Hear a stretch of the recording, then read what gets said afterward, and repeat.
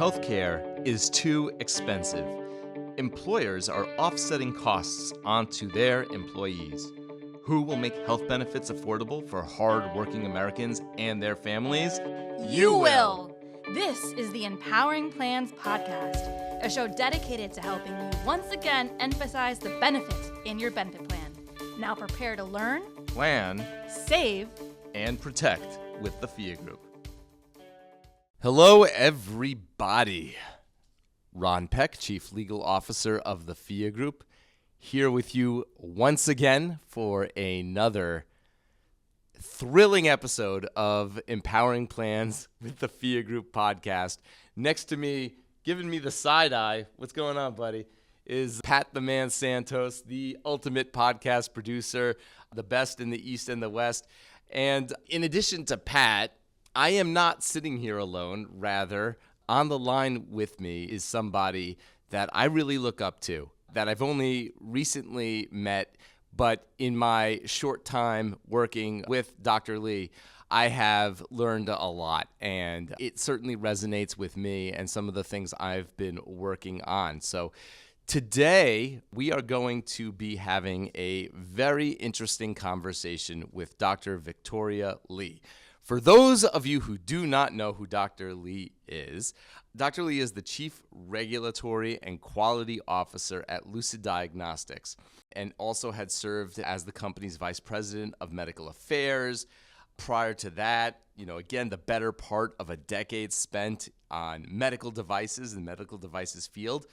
Not to mention, again, 2 decades in actual medical services and practicing medicine and involvement in surgery. So this is somebody who isn't sitting in an office talking about hypotheticals, but rather is somebody who, dare I say, likes to get her hands dirty. And Dr. Lee has set aside the time to talk to us today. Hi, Dr. Lee. How are you doing today? Hi, everyone.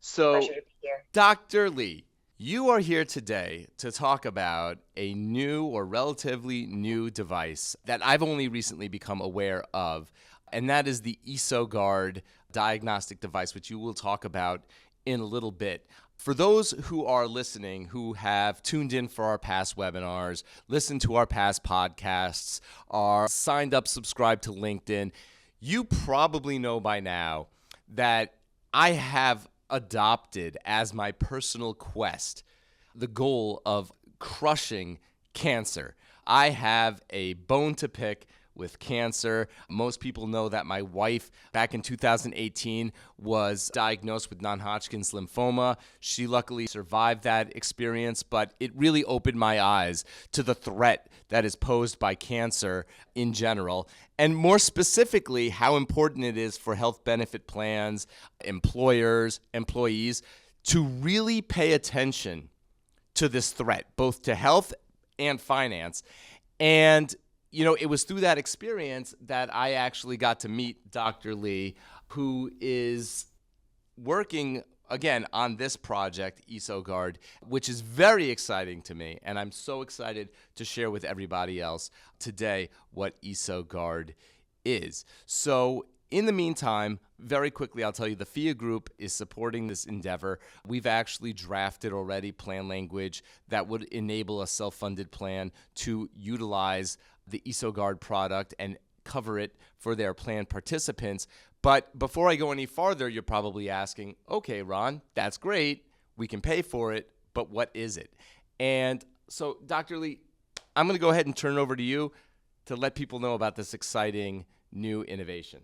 Absolutely. Thank you, Ron.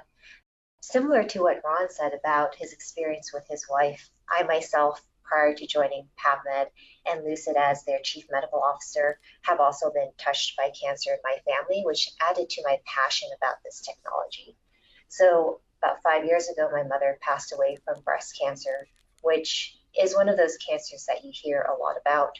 There's screening programs in place, and fortunately, thanks to those screening programs, not quite as many women are dying of breast cancer these days as they were in the past. Now, the technology that I'm here to talk about is one that addresses a different type of cancer, esophageal adenocarcinoma, for which there isn't really a great screening program in place. And that's really where the difference lies, right? We know based on experience that by implementing great screening programs, you can really impact outcomes for patients and improve care. What most people don't know is that esophageal cancer is one of the deadliest cancers here in the US. In this country, there's really two types of cancer, but we're predominantly facing one of the two types, which is esophageal adenocarcinoma. And it has a really well-known precancerous condition that can be diagnosed and treated. And that's the target of our diagnostic technology, EsoGuard. So this year alone, they're estimating that about more than 16,000 patients would die of esophageal adenocarcinoma. However, by identifying patients at the precancerous stage, a condition that's called Barrett's esophagus, and being able to follow them and treat them before they progress to cancer, the hope is that we can start reducing the number of those deaths that we're seeing from esophageal adenocarcinoma every year. So let's deep dive into what our technology does. As I mentioned briefly, it's a diagnostic test. Now, in the past, the way that people are screened for Barrett's esophagus is using upper endoscopy. And as Ron mentioned, when we talk about the patients who are at increased risk for Barrett's esophagus and esophageal adenocarcinoma, it's not everyone. This is a condition where there's really well-defined risk factors. We know who is at increased risk compared to the rest of the population. And this allows us to really target and focus on those patients who would most benefit from screening. There are major gastroenterological societies here in the US that have developed clear guidelines about who these patients are that we should be screening. They know for a fact that gastroesophageal reflux disease, or more commonly known as GERD, is an important risk factor that leads to this precancerous condition, Barrett's esophagus. There are additional risk factors that are even more common than gastroesophageal reflux disease, being a male, for example, being of white race, being obese, having any sort of history of tobacco smoking, whether you're a current smoker or a former smoker, and more importantly, having a family history of Barrett's esophagus or esophageal cancer in a first-degree relative. These are all things that really impart an increased risk. And last but not least, being of older age. Patients who are 50 years or older are also at increased risk. So it sounds a lot like these are really common risk factors, but when you look at the guidelines for who ought to be screened, it's really patients who have multiple risk factors. And that really helps us narrow down that population so that we can do really targeted screening, identification, and put these patients on a surveillance program and treat them so that they don't have to progress to cancer. So, Dr. Lee, I have a question for you.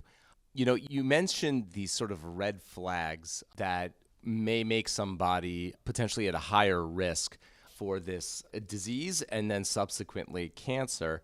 Hypothetically, if I'm somebody who checks a few of those boxes, currently, prior to EsoGuard and any sort of new innovations in the field of screening, what would it look like if I had those conditions? I've got acid reflux, I'm obese, I'm white, I'm male, I'm a smoker. Am I regularly being screened for this? Is there a screening that can even be done?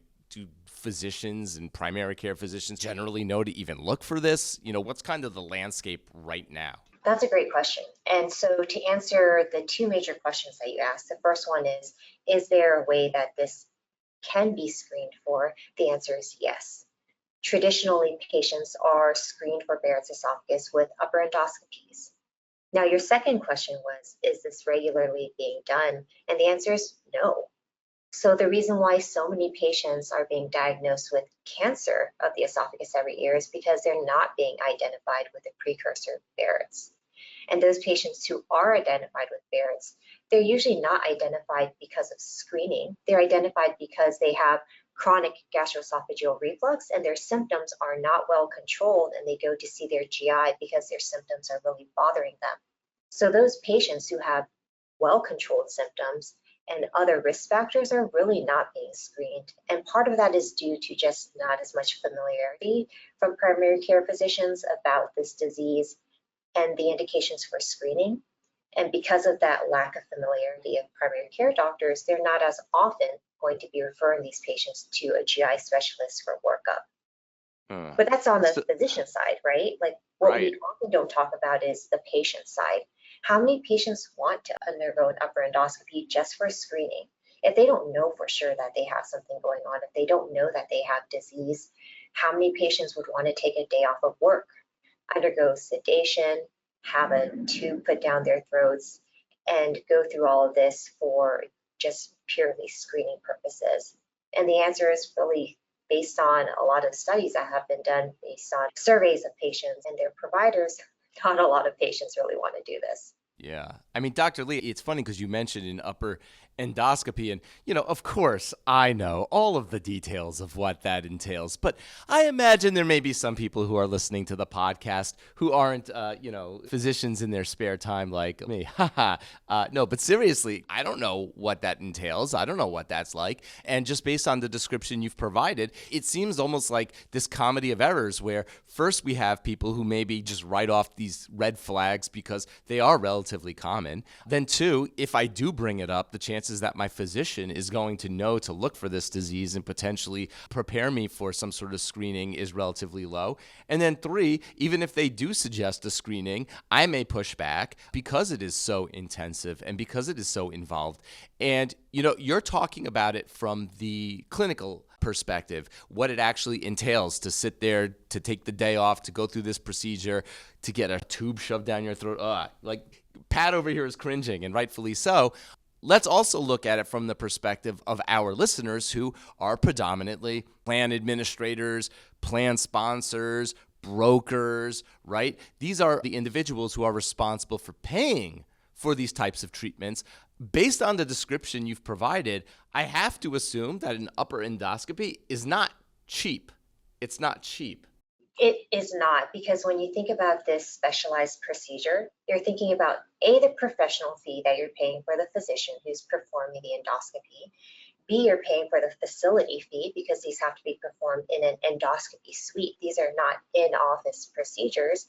And then C, oftentimes to have a official diagnosis based on what they see on the upper endoscopy, there's biopsies that have to be performed, which then require a pathologist to interpret those biopsies and give you that final diagnosis, which is yet another specialized physician who is going to, of course, have to charge their professional fees and whatever processing fees that are associated with the pathology lab. So when you think about all of the expenses that go into an upper endoscopy, it's not just one expense. There's really multiple factors that go into it. So at the end of the day, the cost is really quite expensive.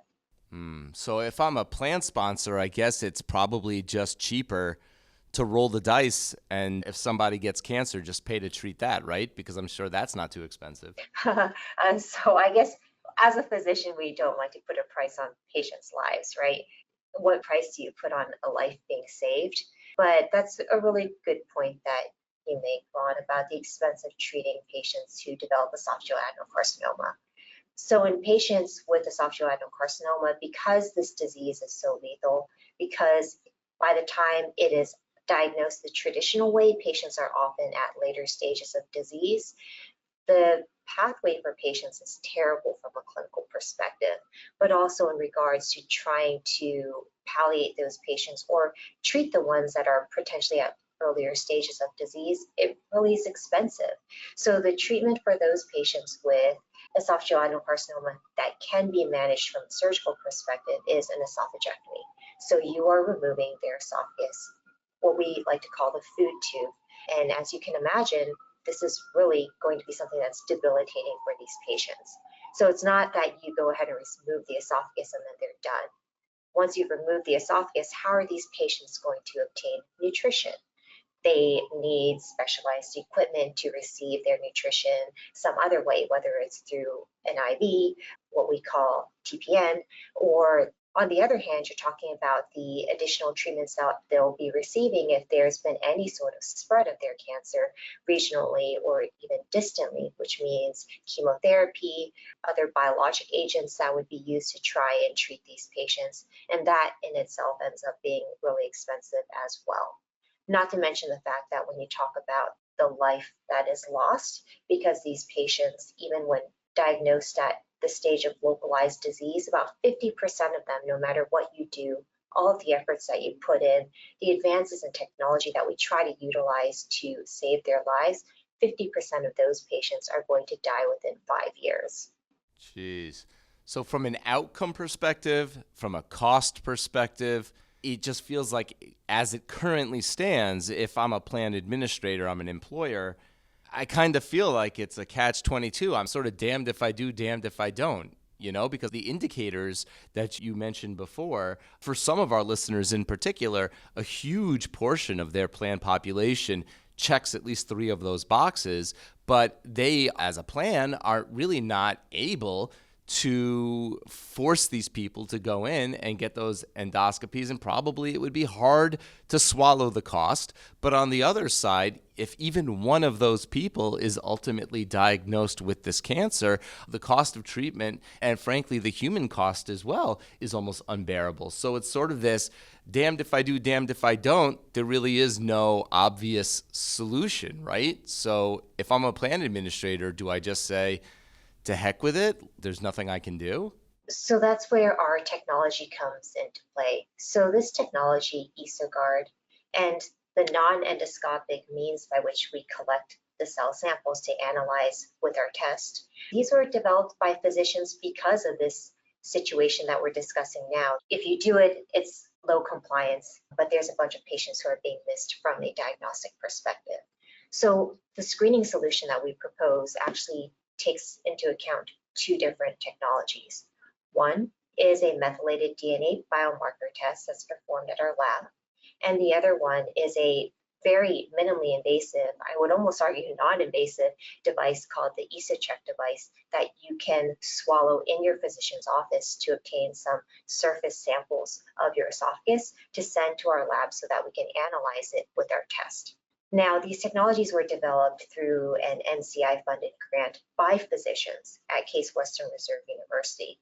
And those physicians are experts in this field. They're geneticists, GI physicians, and pathologists who recognize that there's this huge clinical need for a better way to screen these patients without necessarily having to just rely on upper endoscopy, which is invasive, is costly, and really most patients are not complying with. And so with our technology, these patients can swallow this balloon capsule device in their physician's office. It takes about 3 minutes. It really is quite fast and well tolerated. And most importantly, it's incredibly safe. There's really been no serious adverse events at all associated with this device after tens of thousands of patients who've swallowed it. And they can go ahead and do this in their physician's office at a regular appointment, send their samples off to the lab, and then they get a result. Either they're positive or they're negative for these abnormal changes in their DNA that would be suggestive of disease. If you're negative, you're home free. These patients are unlikely to have disease. You don't need an endoscopy, and you've effectively screened them with this in-office test. You save time, you save money, the patients save a bunch of effort, didn't have to go through the logistics of having to schedule an endoscopy for themselves and figure out how to get there and how to get home after sedation. Now, if someone tests positive, these are the patients that we should really be focusing our efforts and diagnostic energies on. And those are the ones that may go on for further workup. But in having this in-office test, you can screen a large amount of patients relatively quickly, and the number of endoscopies that you have to do so is dramatically reduced. But most importantly, by screening more patients, we're detecting more disease at this precancerous stage so that these patients can be followed and managed appropriately before they ever develop cancer. And then that's thousands and thousands of lives that we're prospectively saving. Right. I was going to ask about that because you mentioned if this cancer is diagnosed anywhere from sort of mid to late development, it's more or less a death sentence. If it's caught early, you said even then we're looking at sort of a 50-50 prognosis. If we catch it at this precancer stage through this kind of testing, what's the outcome there? What's the prognosis there?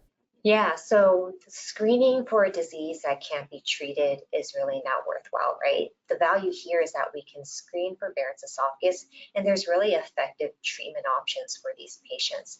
And those treatment options don't involve surgery.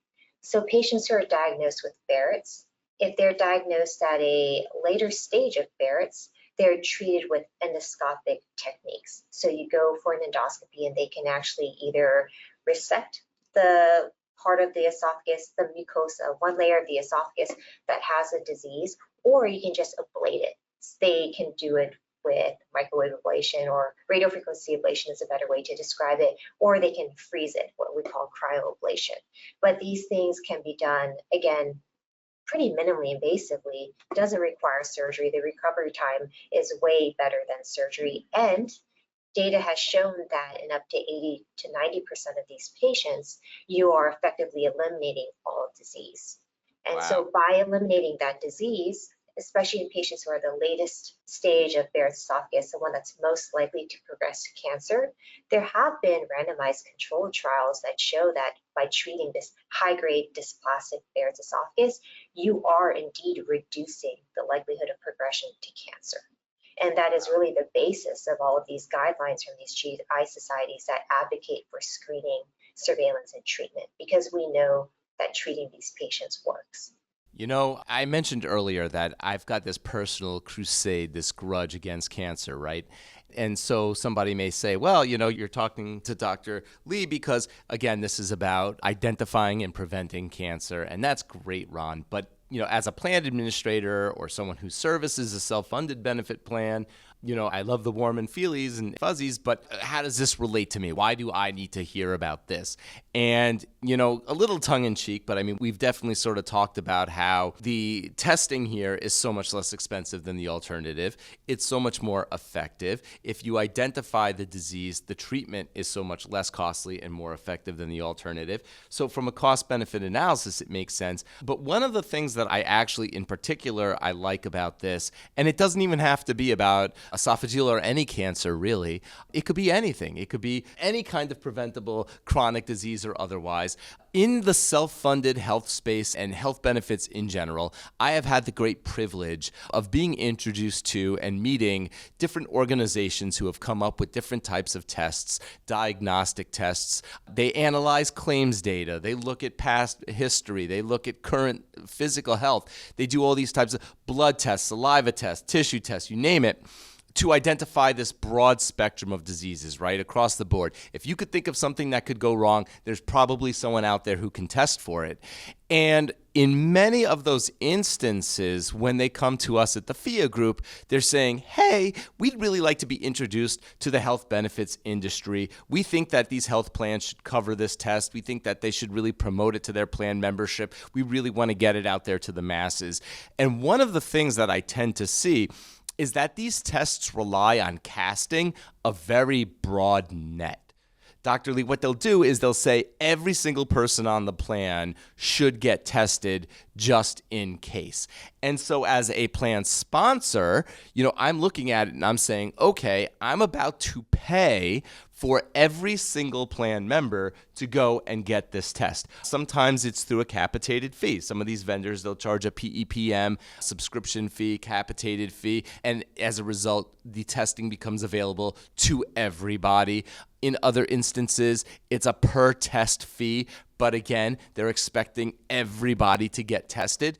You know, as a plan sponsor and a fiduciary of the plan, my preference would be to be prudent with the plan assets and only spend the plan's money when it makes sense, when necessary, when reason calls for it. And so one of the things I like about what you've already been talking about early on and that I'd love for you to address right now is the fact that this is not a test that everybody needs to undergo. We're not saying that an employer should have all of their employees line up for this test. It's actually somewhat targeted. Isn't that correct?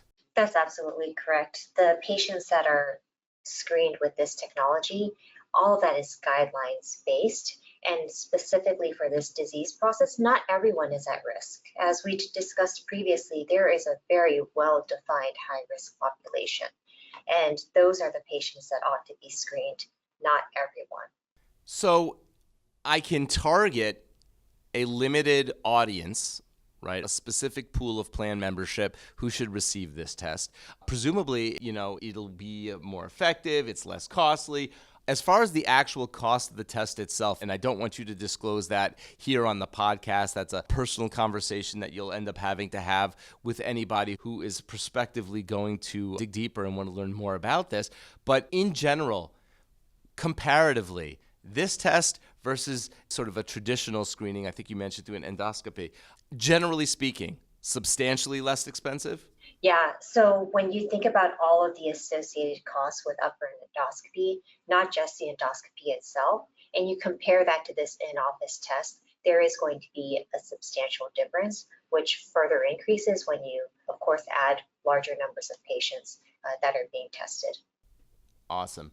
So for those who are interested in learning more about EsoGuard, if this is something where you think, hey, seems like a no-brainer, I'd like to start the process, again, so I'm going to toot the Phia horn, toot, toot. One of the things that you really need to do is make sure that the actual plan document itself, it doesn't exclude this type of test, this type of screening. And so you want to, at best, make sure it's not excluded. And even better, you want to make sure that the language covers it. So you'll need someone to review the plan document, make sure the proper language is in place. Once the plan is ready to go and it provides coverage for this type of benefit service, the next step, presumably, is to what, Dr. Lee? If you were to sort of walk me through it, if I'm a plan sponsor, my language says that I can cover it, I really want to learn more, I want to maybe start the process of getting people tested if it's warranted. What does that look like from my perspective as an employer or a plan sponsor or a TPA? That's a great question. So once the plan language has been amended, there's actually a few options that we can discuss with your team as to how this would best make sense to implement with your group. As we mentioned before, the beauty of this technology is that it can be done in office, but sending each of your patients to their individual primary care physicians to get this test might not be the most efficient way to do so. So we have a number of ways that we could screen large numbers of employees at pre-specified screening events, and the cadence of those events could be dictated through a conversation between your team and ours. But really the next step would be discussing the actual implementation with us, because we really try our best to offer white glove service and tailor our approach to what best fits your needs. That's awesome. It's good to hear that's the kind of flexibility. And honestly, again, I know we're sort of at the early stages. My hope, honestly, for everybody out there is that this becomes part of the common vernacular, and it's no different than so many of the other cancer screenings that we hear about as just sort of standard care, right? Anywhere from a colonoscopy, it's something where you just know you're supposed to get it done. I certainly hope that eventually the public just becomes aware and it becomes just a standard of care that this is something people go for, because, we're saving lives and money. I don't know how often you could say that you're doing both. And when you do find that kind of a win-win, you hope it becomes sort of a popularly adopted process. So we'll see what we can do to help that become a reality. So Dr. Lee, we're out of time. If you have any parting thoughts or words you want to share, this is your chance. Not too many parting thoughts, but thank you, Ron, and thank you all for listening. I just want to add one additional thought for you guys to consider as you're, seeing your employees and everyone else who could benefit from these plans. The conversation around cancer screening is a relatively common one, and that's been the terminology that's been used for decades. I think as we move forward into the upcoming years, the focus shouldn't just be on cancer screening. We should start thinking about ways that we can avoid patients getting cancer and where it's available pre-cancer screening, especially as I reflect on my mom who had breast cancer, which is so common, and there's a screening program in place, and yet we still lost her. If there had been the opportunity to identify it at a pre-cancer state and saved her the pain and our pain from having to go through cancer itself, why wouldn't we make that choice? If you can detect pre-cancer and you can prevent cancer from happening, why wouldn't you seize that opportunity? And so that's just my parting thought. Wow, yeah, let's extend that runway. I like it. Great point. Dr. Lee, thank you so much on behalf of myself, the Phia Group, the entire self-funded health benefits industry. Thank you so much for the work you're doing, for the lives you've saved and are going to save, and I look forward to working with you further on this project. So thank you again. Thank you for the time, and on behalf of everybody, thank you so much to our listeners. Thanks again for tuning in to Empowering Plans Podcast with the Phia Group. Be well.